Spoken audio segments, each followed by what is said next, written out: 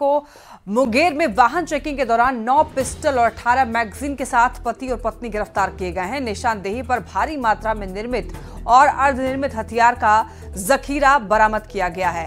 ये बड़ी खबर आप तक पहुंचा रहे हैं। बताते चलें आपको 11 लोग गिरफ्तार किए गए हैं।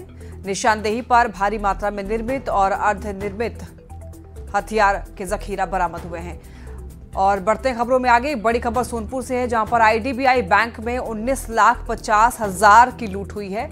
गोला बाजार शाखा में लुटेरों ने इस वारदात को अंजाम दिया। अपराधियों ने बैंक के 17 लाख और ग्राहक से 2.5 लाख की बड़ी लूट की। बैंक लूट का सीसीटीवी फुटेज भी सामने आया है।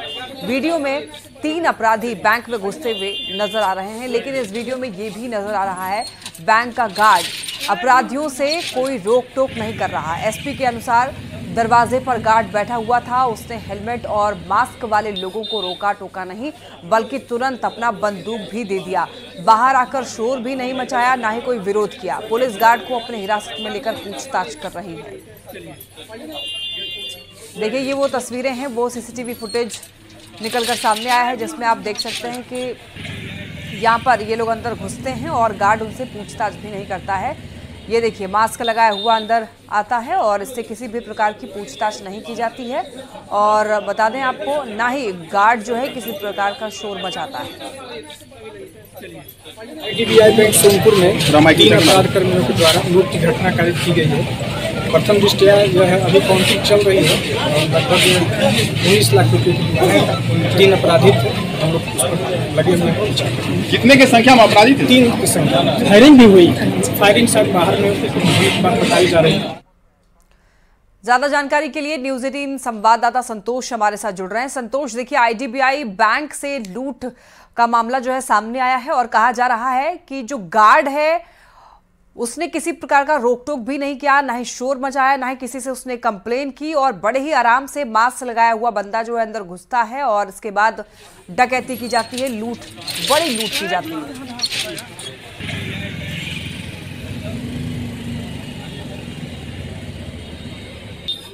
संतोष, की आप तक आवाज पहुंच पा रही है? जी बिल्कुल, आवाज आ रही है। हेलो संतोष जी, देखिए, खबर सामने आ रही है कि गार्ड ने यहां पर लुटेरों को रोका भी नहीं। आईडीबीआई बैंक से बड़ी लूट की घटना सामने आई है। जी बिल्कुल, जो सीसीटीवी वीडियो सामने आया है उसमें आप स्पष्ट तौर पर देख सकते हैं कि जो गार्ड है वो 3 जो लुटेरे बैंक के अंदर जा रहे थे, बिल्कुल किसी तरह का रोक टोक नहीं कर रहा है। आराम से वो खुद बाहर आ। कहीं ना कहीं ये पूरे संदेह के दायरे में है मामला। गार्ड की भूमिका संदिग्ध है इस मामले में, एसपी शुरू से ही कह रहे हैं। और अब ये सीसीटीवी फुटेज भी इसकी पूरी तरह से गवाही दे रहा है कि कहीं ना कहीं इस पूरे लूट की घटना में एक बड़ी कॉन्स्पिरेसी है। हालांकि लुटेरों ने लूट की घटना को अंजाम दिया है, इसमें कहीं इनकार नहीं है। पुलिस उन लुटेरों की तलाश कर रही है, लेकिन गार्ड से पूछताछ लगातार चल रही है। अभी तक कोई स्पष्ट जानकारी नहीं मिल पाई है गार्ड की तरफ से, लेकिन गार्ड को थाने में डिटेन करके रखा गया और पुलिस इस मामले में कार्रवाई कर रही है। मैं बता दूं कि सोनपुर के गोला रोड का ये मामला है, जब आज सुबह बैंक जैसे ही खुला 3 लुटेरे आराम से आए और गार्ड का राइफल भी ले लिया। गार्ड आराम से निकल के बाहर आया, उसे हल्ला करना चाहिए था, चिल्लाना चाहिए, किसी तरह का कोई एक्शन लेना चाहिए था। गार्ड की तरफ से कोई एक्शन नहीं लिया गया और बैंक के अंदर अपराधियों ने प्रवेश किया और 19.5 लाख रुपए, जिसमें 17 लाख रुपए बैंक के थे और 2.5 लाख रुपए एक महिला ग्राहक के थे, लूट करके आराम से फरार।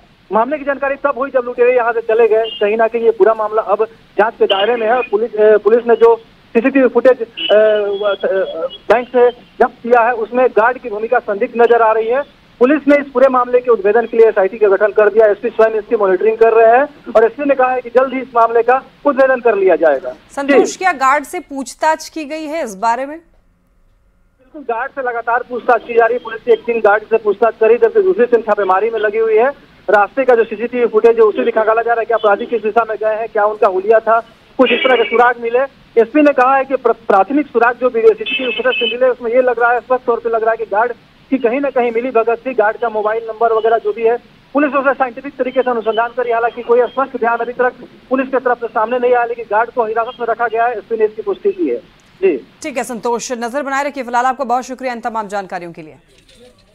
बड़ी खबर बाढ़ से है, जहां पर पुराई बाग में शौचालय की टंकी सफाई करने के दौरान दम घुट जाने की वजह से 4 लोगों की मौत हो गई। बताया जा रहा है कि सभी नवनिर्मित सेप्टिक टैंक का शटरिंग खोलने के लिए अंदर गए हुए थे। सभी के बॉडी को बाहर निकाला गया है। तो वहीं इस हादसे के बाद ग्रामीणों में गुस्सा है। बताया जा रहा है कि चारों मृतक जो हैं उनमें 3 चचेरे भाई हैं। बताया जा रहा है कि इस घटना की सूचना मिलते ही एसडीएम मौके पर पहुंचे, जहां एम्बुलेंस और ऑक्सीजन मंगवाई गई। जब तक सहायता पहुंचाई जाती तब तक काफी देर हो चुकी थी। चारों की मौत पर लोगों ने प्रशासन पर लापरवाही का आरोप लगाया है, हंगामा किया। एक ने पत्थर फेंककर पुलिस की गाड़ी का शीशा भी तोड़ दिया। देखिए वो तस्वीर उसी गांव की है और उसी जगह की जहां पर वो जो मजदूर थे वो लोग काम कर रहे थे। आपको बता दें सेप्टिक टैंक में सफाई कर्मचारी गए हुए थे। बताया जा रहा है कि 4 लोगों में से 3 अपने चचेरे भाई थे।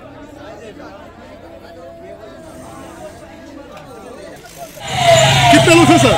4 लोग अंदर फंसे हुए थे और चारों को जो निकाला गया तो चारों की मृत्यु हो चुकी थी।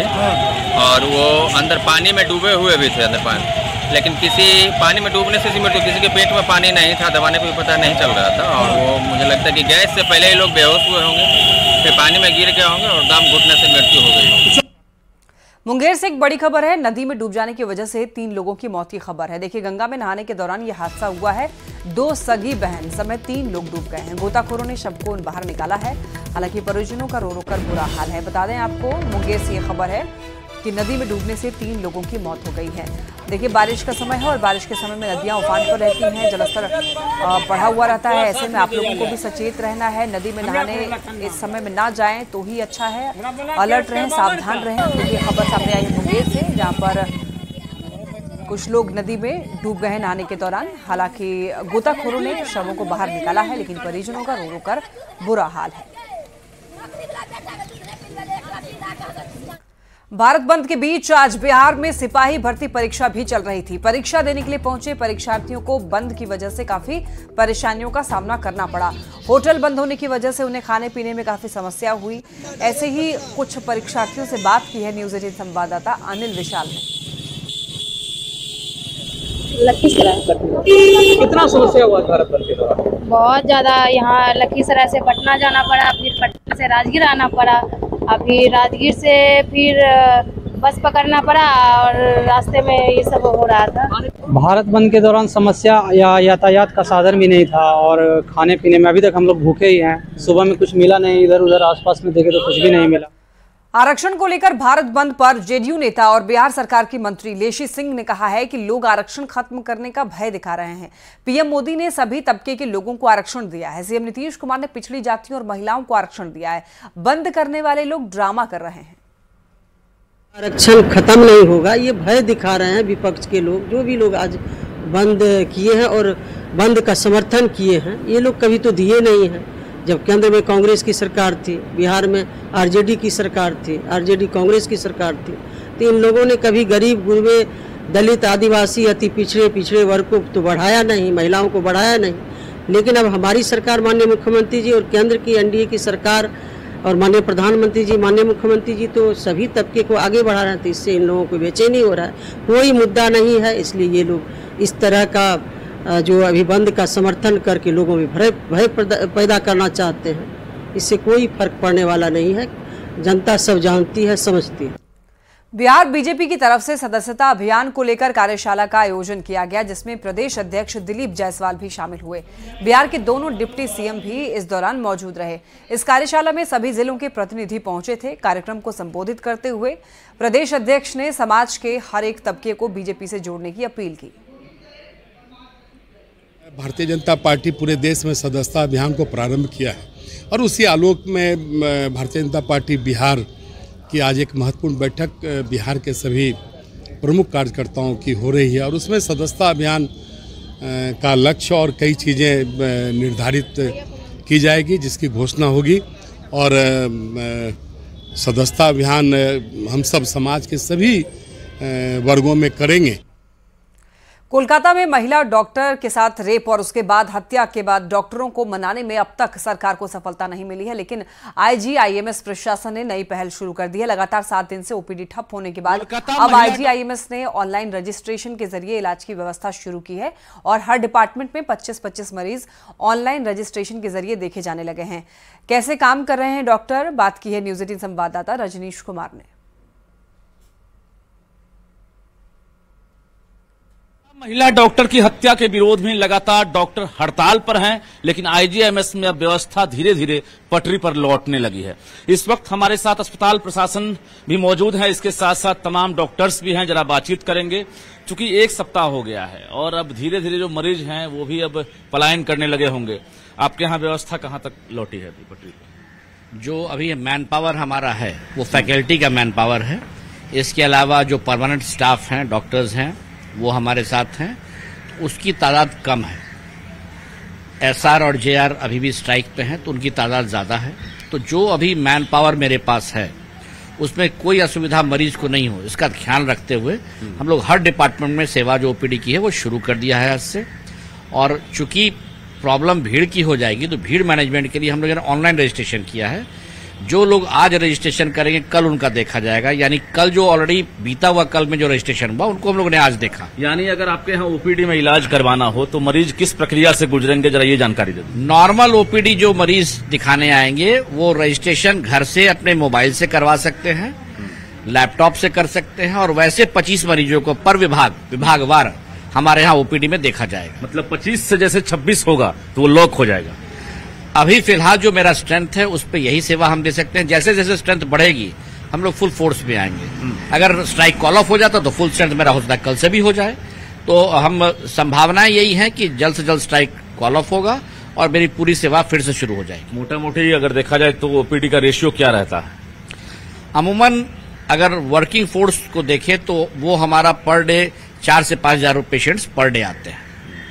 लेकिन व्यवस्था लग रहा है कि आप लोग कोशिश कर रहे हैं कि अब मतलब धीरे धीरे पटरी पर लौट जाए। जैसा कि मैंने पहले भी बताया, जो मैन पावर है मेरा, उस मैन पावर में जिसको हम लोग देख सकते हैं, रूटीन पेशेंट्स, उनको देख ही रहे हैं। इमरजेंसी व्यवस्था पहले से मेरी चालू है, इसलिए कोई ऐसा मरीज नहीं जिसको जान जा रही हो और उसको नहीं देखे कोई, वो तो मेरा पहले से भी चल रहा है। रूटीन पेशेंट्स आज देखें या कल देखें, बात बराबर है। डिमांड जो है आप लोगों का, उस पर भारत सरकार ने जो एक्शन लिया है या सुप्रीम कोर्ट ने संज्ञान लिया है? अभी तो हम जूनियर रेजिडेंट और सीनियर रेजिडेंट स्ट्राइक पे हैं ही, और हम लोग तो अभी अपनी सेवा बहाल कर ही रहे हैं। हम लोग इमरजेंसी में तो मतलब शुरू से ही हम लोग इमरजेंसी के मरीजों का तो देख रेख करा ही है। इनफैक्ट जो मरीज एडमिटेड हैं उनको भी हमने देखा है।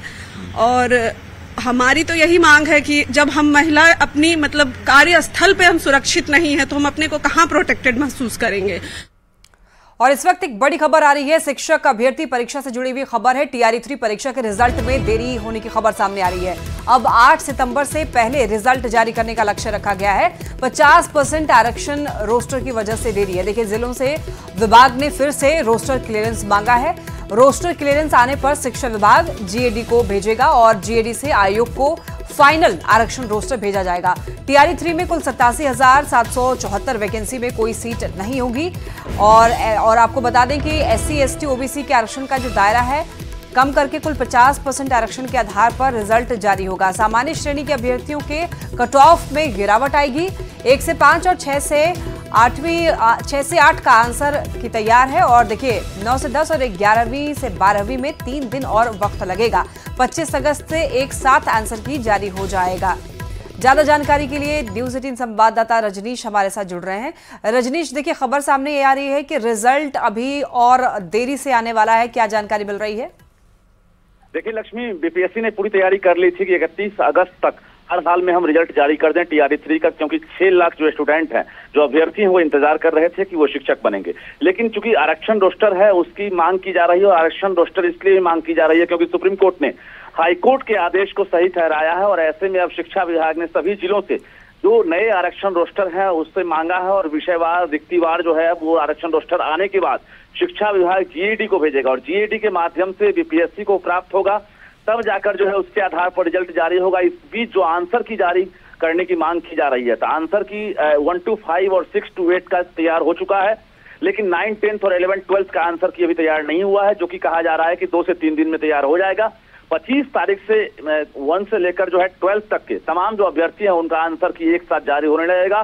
दूसरी बात, जो OMR का रिस्पॉन्स सीट था जिसमें गड़बड़ी पाई गई थी, उसमें भी एक बार फिर से क्रॉस चेक किया जा रहा है, और रिस्पॉन्स सीट भी 25 अगस्त तक जारी किया जाएगा। कुल मिलाकर ये कहें कि 8 सितंबर तक अब टारगेट रखा गया है कि अब TRE3 का रिजल्ट हम जारी कर दें। हालांकि सामान्य श्रेणी के जो अभ्यर्थी हैं उनको फायदा मिलने वाला है, उनके कटअप में अब गिरावट होगी, क्योंकि जो आरक्षण का जो रोस्टर है जो बदलाव हुआ है उसके आधार पर रिजल्ट जारी होगा। SC ST OBC के जो कट ऑफ है उसमें बहुत बदलाव नहीं हो सकता है, पुराने आधार पर ही होगा, उनको ज्यादा फायदा नहीं मिलेगा। लेकिन जो सामान्य श्रेणी वाले हैं जिनको एक तरह से पहले ये घाटा था कि अब उनके कट ऑफ हाई जाएंगे, उनका रिजल्ट नहीं हो पाएगा, तो अब उनके लिए फायदा है, उनका कट ऑफ कम आ जाएगा और उसके साथ साथ उनकी प्रतिशत जो है बढ़ जाएगी रिजल्ट की। और कुल मिलाकर ये कहें कि 8 सितंबर से पहले ये जारी करने की पूरी तरह से उम्मीद जताई जा जाएगी। रजनीश, जरा ये भी बताइएगा कि TRE 3 में कुल 87,774 वैकेंसी में कोई सीट ऐड नहीं होगी, इसे जरा डिटेल में बताइए। देखिए, अभी जिस प्रकार से आरक्षण रोस्टर मांगा गया है जिलों से, तो अभ्यर्थी ये सोच रहे थे कि जो आरक्षण रोस्टर है, अगर रिक्तियां मांगी गई है, इसका मतलब है जो 87,700 से ज्यादा जो पद हैं उसमें जो है नई रिक्तियां फिर से जुड़ेंगी। तो ये कहीं ना कहीं कंफ्यूजन था। अभ्यर्थियों को हम जानकारी दे दें कि किसी भी नए सीट को अब उसमें ऐड नहीं किया जाए, कुल वैकेंसी है उसके नंबर में कोई बदलाव नहीं होगा। लेकिन जो श्रेणीवार है, जो कोटिवार है, कैटेगरी है, उसमें बदलाव होगा। कैटेगरी वार सीटों की संख्या में बदलाव हो सकता है और उसके आधार पर जो रिजल्ट है उसमें SC ST OBC या सामान्य उनके रिजल्ट में परिवर्तन होगा और सामान्य श्रेणी को इसमें फायदा मिलने वाला है। यानी कि ये जो आरक्षण का 50% आरक्षण इसमें लागू होगा, तो इससे सामान्य श्रेणी के जो अभ्यर्थी होंगे उनके कट ऑफ में गिरावट दर्ज की जाएगी। देखिए, पहले से भी 50% ही आरक्षण का जो रोस्टर था उसका पालन किया जा रहा था TRE 1-2 में, और इसमें जातीय गणना के बाद जो है ये मामला हाईकोर्ट तक गया था और हाईकोर्ट ने जो है एक तरह से राज्य सरकार के जो मतलब याचिका है उसको खारिज कर दिया था। और हाईकोर्ट ने खारिज किया तो राज्य सरकार सुप्रीम कोर्ट गई थी और सुप्रीम कोर्ट ने भी हाईकोर्ट के आदेश को एक तरह से फैसले को सही ठहरा दिया था, जिसके बाद माना यह जा रहा था 65% आरक्षण रोस्टर के आधार पर रिजल्ट जारी होगा। लेकिन सुप्रीम कोर्ट के आदेश के बाद यह आरक्षण का रोस्टर अब बदल गया है 50%, और जो EWS का 10% है उसी के आधार पर पुराने नियमों के तहत जो रिजल्ट है वो जारी किए जाएंगे, जिसमें कुल मिलाकर ये कहें कि समय जरूर लग रहा है, लेकिन आरक्षण रोस्टर बदलने के बाद जो रिजल्ट का परसेंटेज है वो सामान्य श्रेणी को उसमें फायदा मिलेगा। SC ST OBC को जो TRE 1-2 में हुआ था उसी के आधार पर उनका रिजल्ट जारी होगा। ठीक है रजनीश, बहुत धन्यवाद आपका इन तमाम जानकारियों के लिए। बिहार में सर्वे का काम फिर से शुरू हो गया है। पूर्णिया जिले के सभी 14 अंचलों में सर्वे कराया जा रहा है और सभी गांव में पहले आम सभा आयोजित की जा रही है और गांव के लोगों को इसकी पूरी जानकारी भी दी जा रही है। इस सर्वे के होने से फायदा ये होगा कि सारी जमीन जो है वो ऑनलाइन हो जाएगी, सभी भूमि मालिक के नाम ऑनलाइन हो जाएंगे। पूर्णिया जिले में सर्वे के लिए कुल 243 अमीन, 28 कानूनगो और 14 सहायक बंदोबस्त पदाधिकारी की नियुक्ति की गई है। इसका सबसे अधिक फायदा ये होगा कि जो जमीन विवाद है वो समाप्त हो जाएंगे, सब कुछ ऑनलाइन हो जाएगा, लोग कहीं भी बैठे अपने जमीन के बारे में सारी जानकारी ले सकेंगे। सरकार की इच्छा है कि एक साथ ही पूरे सर्वे को 1 साल के अंदर में युद्ध स्तर पर उसको समाप्त किया जाए, और इसी के अंतर्गत पूर्णिया जिला में भी 14 प्रखंड में हमारा सर्वे का काम शुरू किया गया, जिसमें व्यापक स्तर पर प्रतिनियुक्ति की गई है, जिसमें हमारे 243 अमीन की प्रतिनियुक्ति हुई है, 28 कानूनगो की प्रतिनियुक्ति हुई है और 14 सहायक बंदोबस्त पदाधिकारी की प्रतिनियुक्ति हुई है।